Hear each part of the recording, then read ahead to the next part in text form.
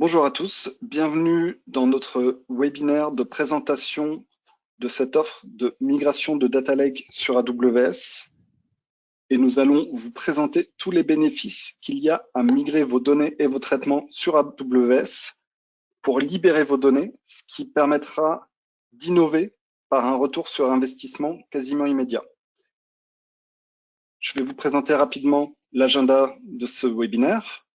Nous allons d'abord nous présenter, bien sûr, ensuite présenter les challenges auxquels chacun de nos clients font face vis-à-vis de leur plateforme de données. Et ensuite, nous allons vous présenter 3 retours d'expérience de migration plus ou moins complexes, avec des retours forts sur investissement et avec des innovations très intéressantes. Nous vous présenterons aussi la méthodologie que nous avons pu apprendre et extraire de ces 3 retours d'expérience. Et ensuite, comment AWS, à travers sa galaxie de services, vous permettra d'innover et d'accélérer pour réussir votre migration. Donc, je vais commencer par me présenter. Je m'appelle Arnaud Coll et je suis Data Practice Manager chez Ypont Technologies, qui est un cabinet de conseil et d'expertise en informatique. Et je suis, en tant que Data Practice Manager, j'anime une équipe de 45 personnes réparties dans 6 agences en France sur les métiers de la data architecture, du data engineering et de la data science. Notre relation avec AWS a débuté il y a plusieurs années et nous sommes maintenant Advanced Consulting Partner. Et nous avons la particularité d'avoir la Data and Analytics Competency, qui est une competency qui nous a été délivrée par un cabinet externe après avoir audité notre expertise sur les technologies AWS, ainsi que nos méthodes de travail et de suivi de la montée en compétences de nos consultants. Et je vais maintenant laisser la parole à Thierry. Merci Arnaud. Bonjour à toutes et à tous et merci de nous écouter. Je m'appelle Thierry Pierre, je suis en charge du Business Development Analytics chez AWS. J'ai le plaisir aujourd'hui de co-animer ce web séminaire avec Arnaud de la société Ypont et qui est un partenaire reconnu par AWS. Je tenais à m'en féliciter, reconnu pour ses compétences analytiques et données, comme l'a mentionné Arnaud, mais également pour ses compétences Well Architect, c'est-à-dire du framework d'architecture et des meilleures pratiques d'architecture. Et on aura l'occasion d'en discuter à la fin de cette présentation. Donc, ce que je vous propose, c'est peut-être de parler des nouveaux challenges. Nous parlons de data lake et des défis que l'entreprise rencontre. Aujourd'hui, quasiment toutes les entreprises considèrent la donnée comme un actif immatériel susceptible d'être à l'origine de nouveaux projets de transformation et de nouvelles meilleures pratiques. Les outils analytiques complétés de l'intelligence artificielle, du machine learning, permettent des cas d'usage nouveaux que l'entreprise considère de plus en plus. Ces innovations apportent des revenus nouveaux ou aussi des réductions de coûts assez conséquentes. Pour atteindre cette promesse de la donnée comme actif immatériel, l'entreprise doit faire face à deux grandes catégories d'enjeux. Il y a tout d'abord des enjeux assez généraux relatifs aux approches de la donnée, plus nombreuses aussi du pilotage par la donnée, ce qu'on appelle le data-driven entreprise. On constate de plus en plus de métiers attirés par ces sujets, par ces cas d'usage, plus de projets, plus de données, plus de volume, sans cesse croissant. Les données sombres sont elles-mêmes mises en lumière par nécessité de partager avec l'ensemble des acteurs métiers de l'entreprise, nécessité de partager avec les capacités pour l'enrichir, pour l'exploiter. On cherche la donnée, on la référence, on la stocke dans les data lakes pour augmenter l'accessibilité aux acteurs métiers de l'entreprise. D'ailleurs, Forbes mentionne que si vous augmentez de 10% l'accessibilité des données, eh bien, vous augmentez de près de 63 millions de dollars le net income, c'est-à-dire le résultat net après impôt des entreprises qui ont eu ce type d'initiative. Donc, ça n'est pas sans conséquence. L'entreprise cherche donc un outil qui doit ne pas être un frein pour l'innovation. Et ne pas être un frein, c'est embrasser tous ces enjeux, tous ces défis de croissance exponentielle de la donnée, de diversité des sources, diversité également des acteurs, diversité de la typologie des données. Et tout cela doit être pris en compte. Malheureusement, les plateformes dites on-premise sur site actuels ne sont plus vraiment adaptées à ces nouveaux enjeux de croissance exponentielle ou à ces nouveaux enjeux de changement de typologie de capture de la donnée. L'entreprise cherche donc des outils qui ne sont plus des freins à l'innovation et cherchent beaucoup plus des outils moins coûteux, bien entendu, avec des coûts fixes moins élevés, si possible, pas de coûts récurrents. Parce que très souvent, les outils aujourd'hui ont un couplage fort entre le calcul et le stockage, par exemple, ou alors les systèmes restent constamment actifs alors qu'on ne les utilise pas forcément. Donc, des coûts qui sont souvent cachés, mais qui ont un impact conséquent ensuite sur le retour sur investissement. Très souvent d'ailleurs, ces plateformes dites on-premise n'ont pas forcément toujours des systèmes de tolérance de panne ou de reprise d'activité. La durabilité est souvent un élément pas forcément pris en compte. Donc l'idée, c'est vraiment de répondre à l'ensemble de ces enjeux généraux ou spécifiques aux plateformes en place. Et bien entendu, aujourd'hui, on va vous parler de tous les bénéfices d'Amazon Elastic MapReduce, qui est avec l'acronyme EMR, qui est l'offre Hadoop Spark d'AWS dans le cloud. Donc, on vous parle bien de migration des plateformes Data Lake Hadoop Spark dans le cloud AWS. Alors, les bénéfices d'Amazon EMR, ben, c'est principalement, bien entendu, des bénéfices liés au full manager, au géré par AWS qui a été pensé pour permettre cette agilité nécessaire à cette innovation tout en repoussant plusieurs limites. La première des limites, c'est la limite fonctionnelle. EMR vous permet de disposer du full manager Hadoop, Spark, Hive, HBase, Flink, UDI, Presto et bien d'autres. C'est aussi les limites que l'on repousse pour la performance accrue de la solution, profitant d'une puissance théorique au-delà des besoins de nos clients. On a bien entendu optimisé cette performance principalement grâce à des clusters tout spécifiques aux environnements Hadoop et Spark. Des unités de calcul qui permettent d'être soit persistantes, soit transitoires, et qui permettent à nos clients d'optimiser les coûts en regard de coûts récurrents. L'idée, ça n'est pas d'avoir de coûts récurrents, c'est véritablement de payer que ce que j'utilise. Donc j'arrête le cluster quand je n'en ai pas besoin. C'est également l'aptitude que l'on a à optimiser les coûts en utilisant des instances spécifiques que l'on appelle chez AWS Spot pour bénéficier de gains parfois jusqu'à 90% sur le coût de l'usage de calculs, d'unités de calcul qui sont bien entendu non liées au temps, mais qui permettent d'avoir des calculs étalés sur le temps quand il y a une capacité disponible. Donc on arrive à réduire considérablement globalement le coût et améliorer le TCO de ce type d'infrastructure. Mais ça ne s'arrête pas là. C'est aussi les limites grâce au fait de dissocier et de découpler le calcul du stockage. Aujourd'hui, grâce à EMR, le data lake se trouve dans S3. S3, qu'est-ce que c'est? C'est le Simple Storage Services d'AWS qui permet de stocker l'ensemble des données de votre data lake et d'en disposer dans votre infrastructure Hadoop Spark.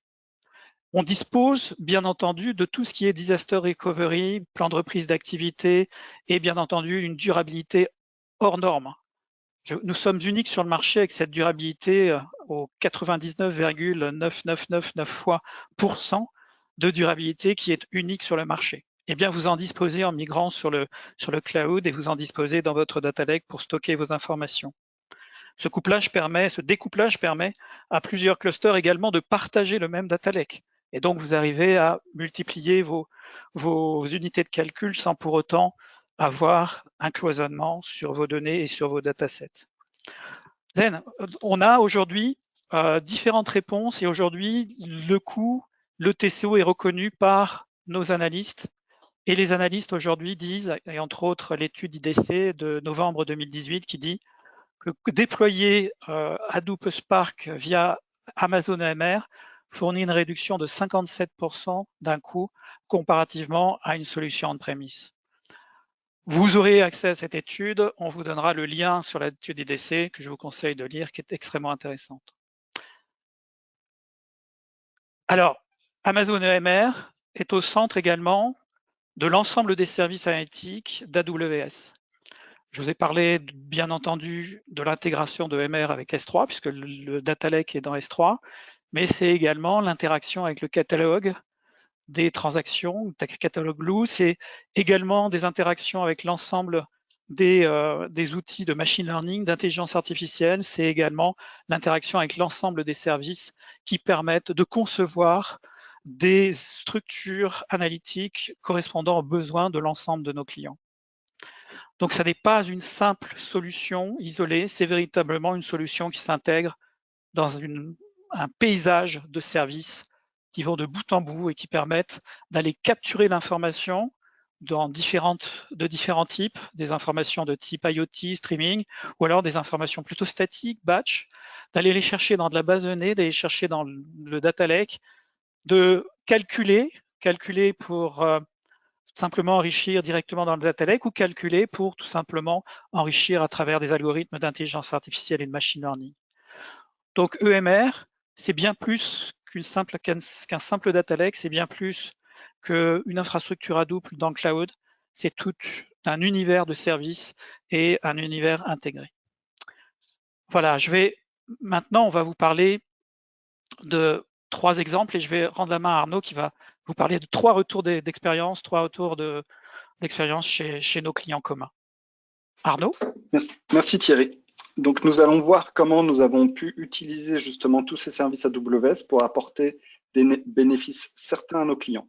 Donc je vais vous présenter ces 3 clients. Donc le premier est Horizon Blue Cross Blue Shield. C'est une mutuelle du New Jersey qui couvre environ un peu plus de 3 millions de personnes dans l'État du New Jersey. Donc, comme vous l'aurez compris, cette migration a été menée par nos équipes IPON USA. Nous avons 3 agences aux États-Unis. Et parmi les objectifs, celui qu'on peut relever qui était particulièrement marquant et challengeant, c'était la conformité avec la norme d'hébergement des données de santé, HIPAA, qui est très très importante pour ce genre de compagnie, et la volonté de pouvoir conserver toutes les fonctionnalités de leur plateforme tout en migrant sur AWS. Le second retour d'expérience que je souhaite partager avec vous aujourd'hui, c'est celui de MyMoneyBank. Donc cette fois-ci, MyMoneyBank est une banque en ligne spécialisée dans le rachat de crédit. Et nous allons voir comment le fait d'embrasser tous les services data dans le cloud a permis de réduire les coûts et surtout a permis de libérer les données et les usages. Et enfin, nous allons vous parler de la migration chez Euler Hermès, qui est une société spécialisée dans l'assurance de crédit, qui fait partie du groupe Allianz. Et nous allons voir comment nous avons participé à repenser complètement l'architecture et le gain qui a été obtenu pour les clients de l'entreprise. Commençons avec la migration pour Horizon Blue Cross Blue Shield. On parle de migration de type replatforming, puisque l'objectif était de migrer en toute sécurité un cluster Hadoop existant on-premises dans leur data center vers le cloud AWS, avec un minimum de perturbations pour les acteurs internes de l'entreprise, absolument sans interruption de service. Et donc, on parle de replatforming puisqu'on a installé Hadoop sur des instances de machines virtuelles proposées par AWS, qui s'appelle EC2 pour Elastic Cloud Compute. Et nous avons installé tout ce cluster Hadoop sur AWS pour répondre à ces challenges. Donc, le premier challenge était de baisser le coût d'exécution, le coût mensuel d'exécution, total cost of ownership, et d'améliorer la scalabilité. Vous savez tous que on-premise, on est contraint par les limites de son data center et on ne peut pas augmenter des machines pour faire de la scalabilité horizontale ou de la RAM, du CPU, des disques pour faire de la scalabilité verticale aussi facilement qu'avec des machines virtuelles dans le cloud. La contrainte était aussi de fournir strictement le même niveau de service. C'était une volonté de passer par cette étape de replatforming avant de vouloir moderniser les outils. Il fallait d'abord montrer qu'on était capable de délivrer exactement le même niveau de service. Et enfin, je vous en ai déjà un petit peu parlé, mais respecter les standards de la norme HIPAA. Et à l'époque où on a réalisé cette migration, le service EMR n'était pas certifié HIPAA, ce qui ne l'a évidemment pas fait rentrer dans le panorama des solutions possibles. Donc nous, ce qu'on a apporté IPON, c'est beaucoup d'acculturation, beaucoup d'accompagnement et beaucoup de réflexion sur l'architecture pour déjà améliorer les performances de leur utilisation de Hadoop avant de leur créer tout un patrimoine de code d'automatisation du déploiement du cluster sur le cloud AWS.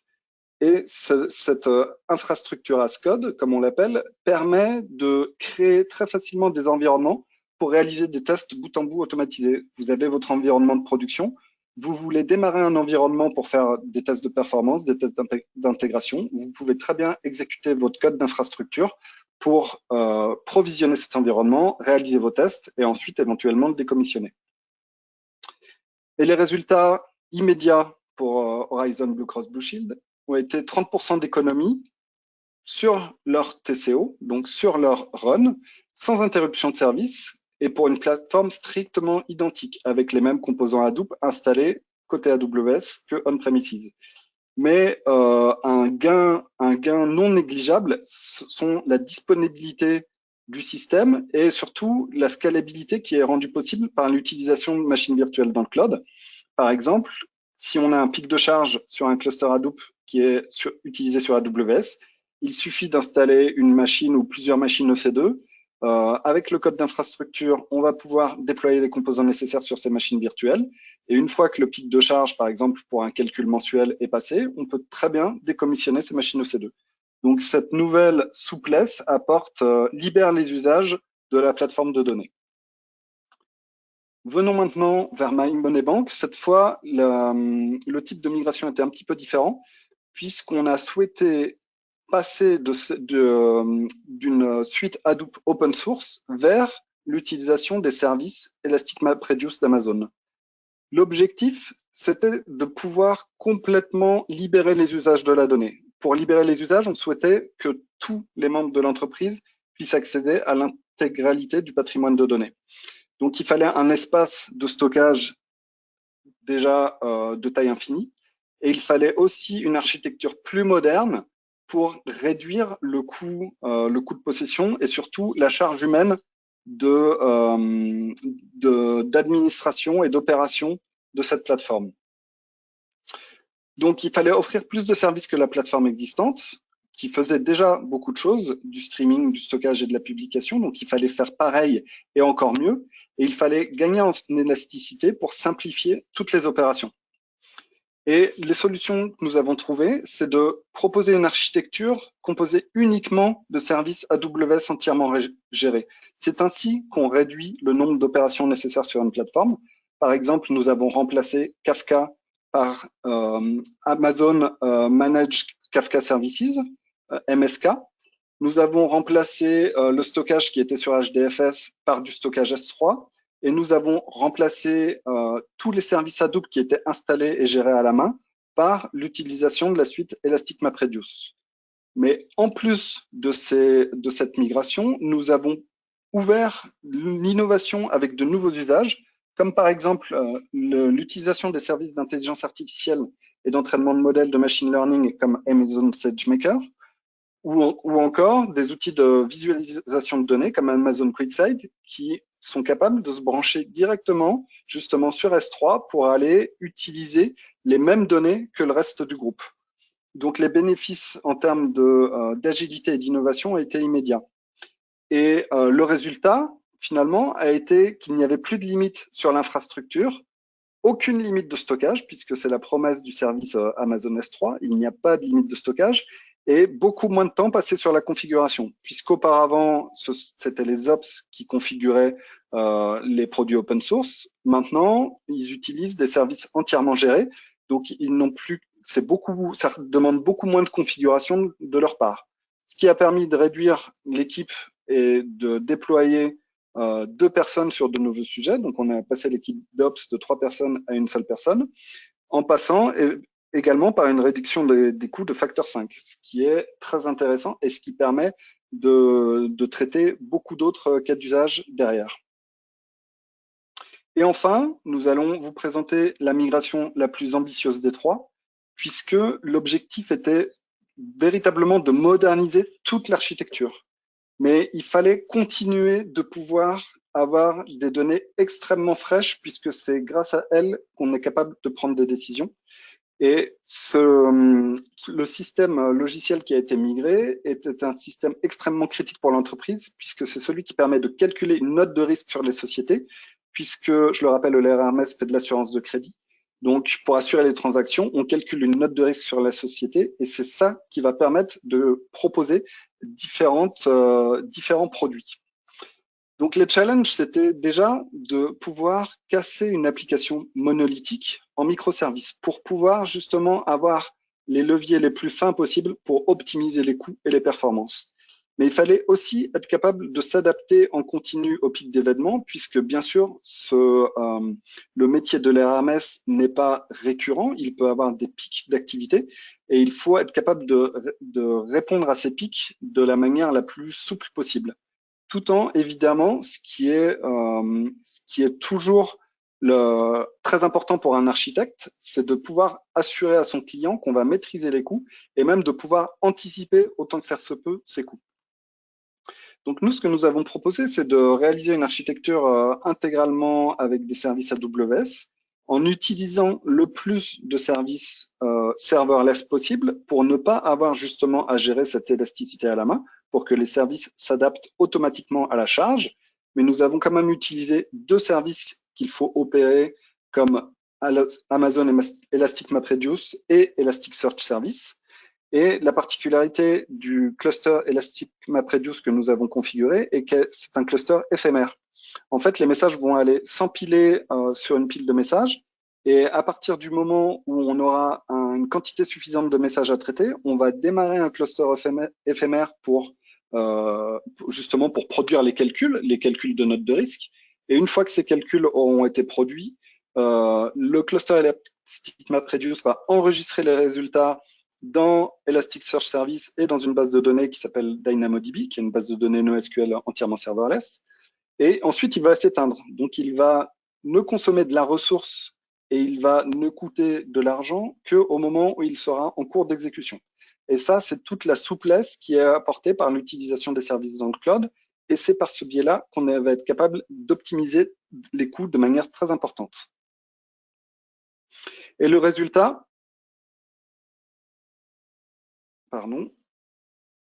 le résultat a été une pertinence de la recherche dans le moteur de recherche améliorée d'un facteur 10. Et ça, c'est un enjeu concurrentiel capital pour l'RMS, puisqu'un client qui va rechercher une information, qui va rechercher le meilleur produit pour son besoin, va le trouver de manière 10 fois plus efficace qu'avant. Auparavant, le résultat pouvait par exemple arriver dans les 10 premières pages. Maintenant, il va arriver dans les 10 premières réponses. Et ça, couplé avec un temps de recherche 75 fois plus rapide, c'est extrêmement intéressant pour les RMS dans son métier qui est très concurrentiel de l'assurance de crédit. Et en plus de ça, on a réussi à réduire les coûts de 35% par rapport au système qui existait on-premise.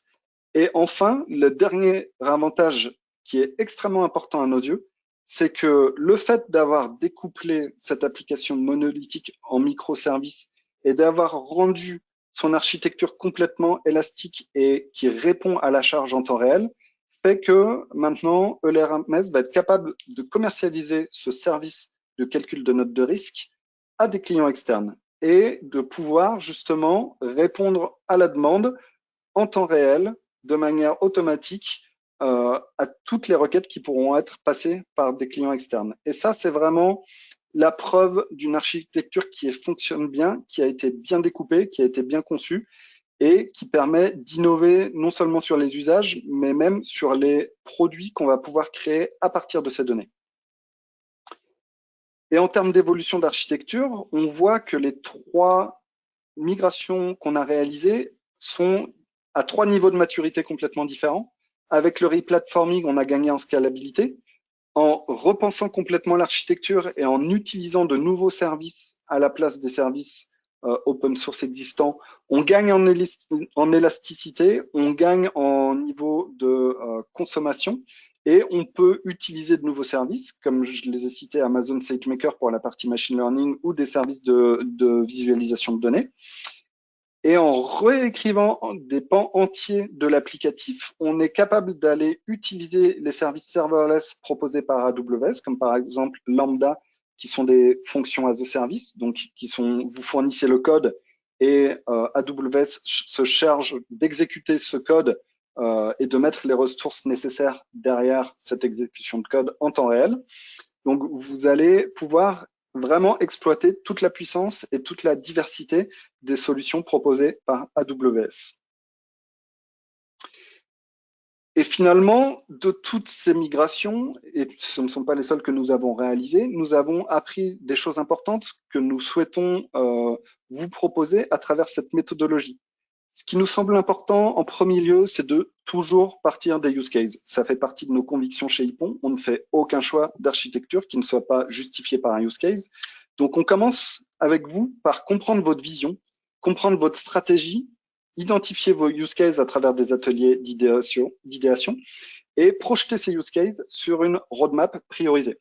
Une fois qu'on aura choisi quelques use cases pilotes stratégiques pour vous à migrer rapidement, on va réaliser des ateliers pour comprendre votre architecture, savoir comment s'intégrer avec votre architecture de la meilleure manière possible. Et ensuite, on va pouvoir commencer à planifier et à réaliser la migration des données d'une part, mais aussi la migration des traitements, qu'il ne faut pas oublier, puisque l'enjeu pour gagner de la performance va vraiment être le découplage des données et des traitements. C'est ça qui va permettre d'avoir une élasticité optimale.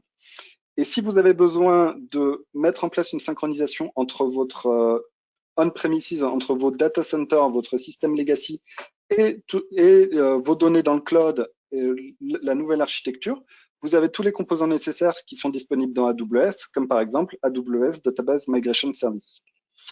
Et ensuite, une fois que vous aurez migré vos traitements et vos données, vous allez avoir un terrain de jeu inouï pour innover, pour supporter l'innovation, pour pouvoir supporter, par exemple, donner de la puissance de calcul à des data scientists qui auparavant devaient partager le même cluster Hadoop, par exemple, que les équipes de BI. Maintenant, ils vont pouvoir avoir leur propre cluster puisque vous aurez séparé les données du traitement. Vous allez pouvoir créer comme ça des différents espaces d'interrogation de la donnée de manière complètement transparente pour les équipes sans avoir des conflits de consommation de ressources qu'on connaît bien quand on travaille à plusieurs sur un cluster Hadoop. Et suite à ça, suite à cette innovation et à votre capacité de partager les données et de démultiplier les usages, vous allez être capable de créer de la valeur métier. Donc, comme on vous l'a démontré dans les 3 migrations précédentes, ce n'est pas seulement une réduction du coût de run, une réduction du TCO qu'on va rechercher, mais aussi la capacité d'aller créer de nouveaux usages de la donnée, croiser des données qu'on n'était pas capable de croiser avant, et pourquoi pas produire des datasets que vous serez capable de commercialiser par la suite et en faire des data products à part entière. Donc, nous, c'est vraiment ce qu'on souhaite atteindre dans une itération de migration, c'est ces 5 valeurs clés. Et une fois qu'on a fait cet exercice sur les 3 premiers use cases critiques, nous proposons de renouveler cette itération à chaque fois en cherchant l'amélioration continue et en essayant d'être le plus rapide et le plus efficace possible.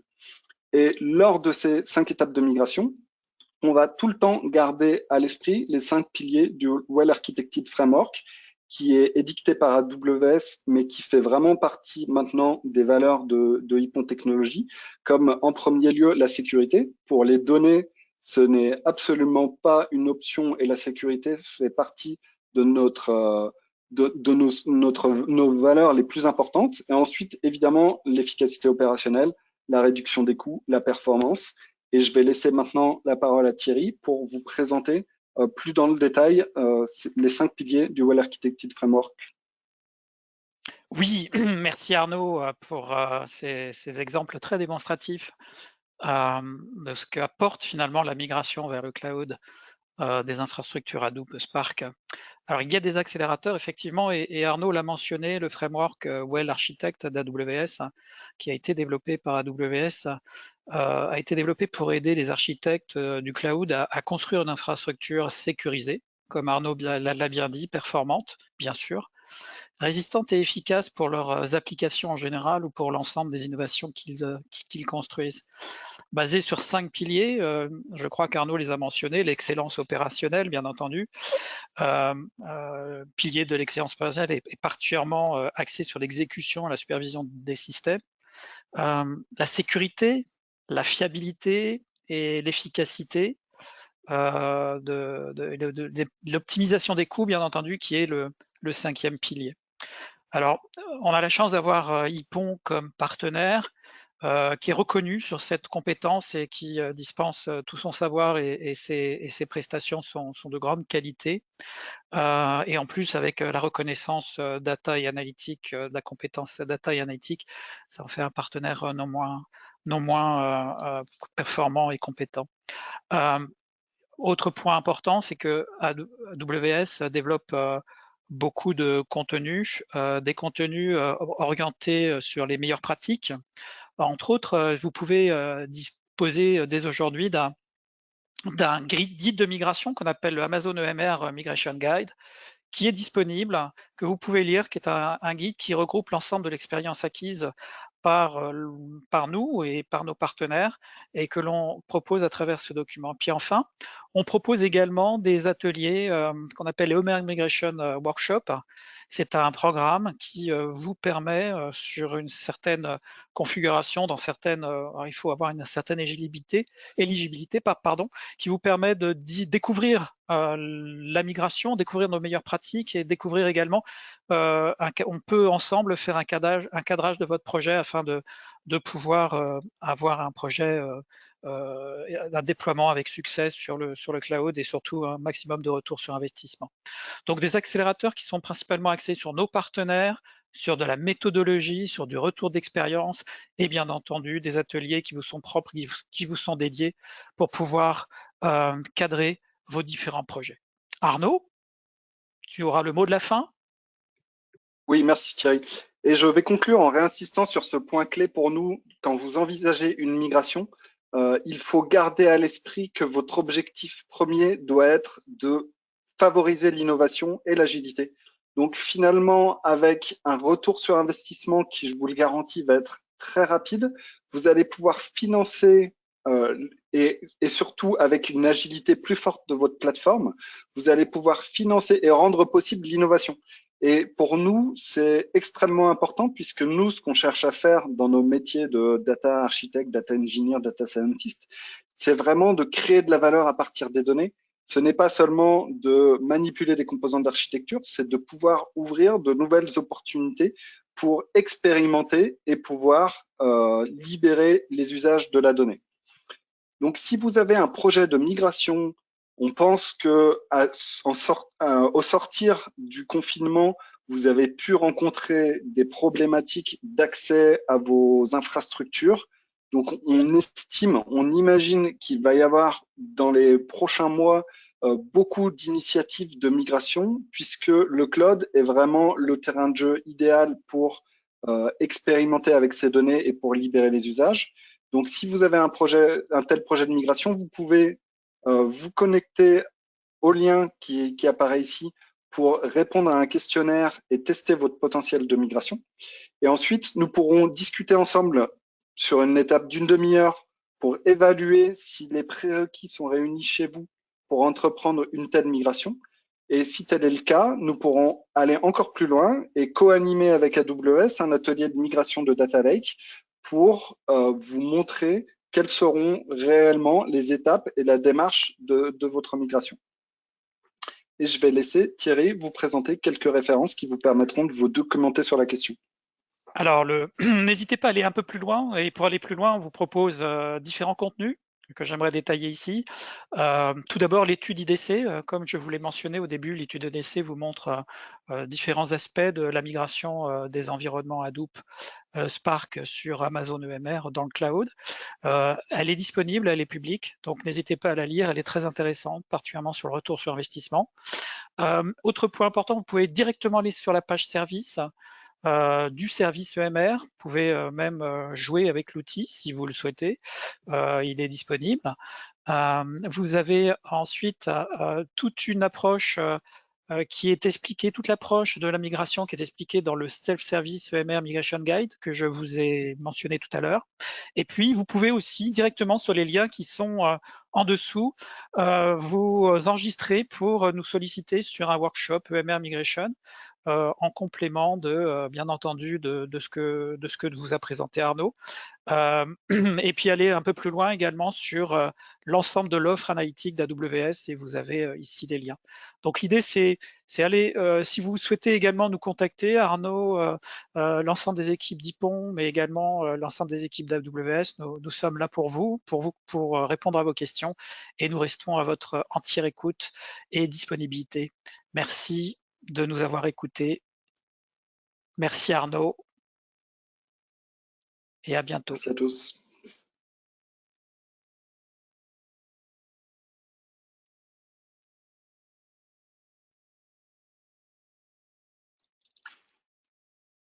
All right, Jonas, I think we're pretty much done.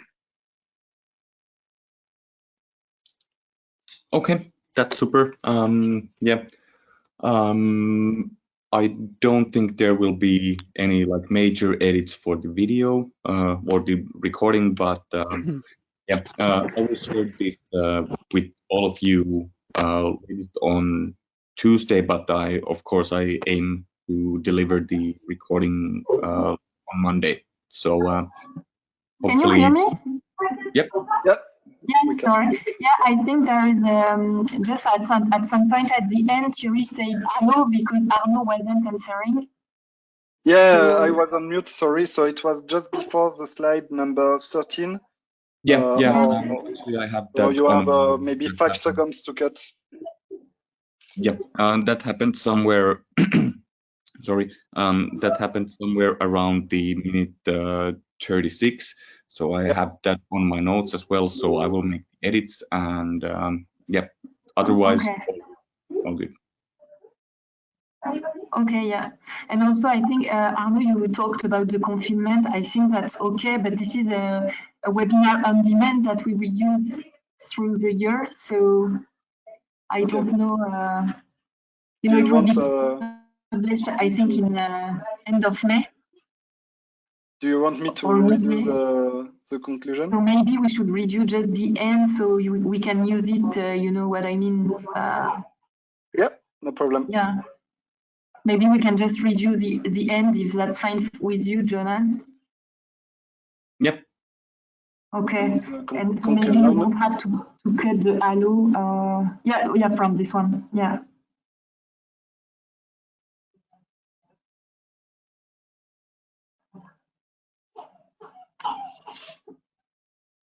Donc j'en viens donc à la conclusion que dans un objectif de migration, évidemment, le ROI va être très fort sur la partie économie au niveau du run de votre plateforme, mais ce qu'il va falloir rechercher avant tout, c'est l'agilité par la libération des données et par la souplesse et l'élasticité de votre nouvelle data platform pour pouvoir innover et aller créer de nouveaux services centrés sur vos données et pouvoir pivoter vers une approche data-centric qui mette vraiment votre patrimoine de données en valeur et qui vont permettre à chacun de votre entreprise d'aller croiser des données, d'aller expérimenter pour proposer de nouvelles choses et pourquoi pas ensuite être capable de revendre des produits ou des datasets que vous aurez créés à partir de vos données. Donc, si vous avez un projet de migration, je vous invite très fortement à venir discuter avec nous déjà en répondant à un petit questionnaire pour tester votre potentiel de migration, suite à quoi nous pourrons discuter pendant une demi-heure pour valider les prérequis, bien comprendre où vous en êtes dans votre réflexion et éventuellement enchaîner avec un atelier de migration de Data Lake de 2 jours pour vraiment travailler avec vous sur la démarche, sur le planning, la roadmap, et travailler avec AWS sur la réflexion qui permettra de mettre en place les meilleurs composants en face de vos besoins. Je vais laisser la parole à Thierry pour conclure sur des éléments que vous pouvez consulter en avance de phase. Oui, pour aller un peu plus loin que ce web séminaire, Je vous ai mentionné par exemple en début de présentation que nous avions une étude réalisée par IDC sur une étude de retour sur investissement et de TCO d'une migration Apache Spark Hadoop sur le cloud Amazon EMR. Eh bien, elle est disponible, elle est publique. Je vous motive à aller la lire. Elle va bien au-delà de la simple étude de TCO. Elle est aussi riche en contenu de mise en œuvre. Vous pouvez également aller consulter la page du service Amazon EMR parce qu'elle est disponible. Vous pouvez même instancier, si vous le souhaitez, un petit cluster. Je vous encourage à le faire. C'est quelques minutes de création pour le plus petit des clusters. Donc, vous pouvez voir ô combien il est facile de le déployer. Et puis, bien entendu, on a toute une panoplie de contenu destiné bien entendu aux personnes qui veulent débuter, le Getting Started, mais surtout j'aimerais me focaliser sur le EMR Migration Guide, qui est un relevé, un ensemble de meilleures pratiques qui ont été mises à disposition et qui ont été acquises par nos équipes et par nos partenaires, et qui est lisible et dans ce guide EMR Migration Guide. Et puis, si vous le souhaitez, par exemple, nous solliciter pour un workshop, EMR Migration Workshop, eh bien, vous avez une page, vous avez un lien. Je ne vais pas rentrer dans tous les détails de ces liens. Je vous conseille, on vous donnera la présentation. Je vous conseille d'aller les voir. Il y a beaucoup de contenu, tant sur la partie meilleure pratique que sur des expériences de nos clients, des retours d'expérience de nos clients et de nos partenaires. Je voulais vous remercier de nous avoir écoutés. Je voulais remercier Ypon, Arnaud pour sa présentation et ses merveilleux cas d'usage. Et avec Arnaud, on vous souhaite d'avoir de belles migrations sur le cloud et on vous dit à bientôt. On reste à votre entière disposition, tant Ypon qu'AWS. Merci beaucoup de nous avoir écoutés.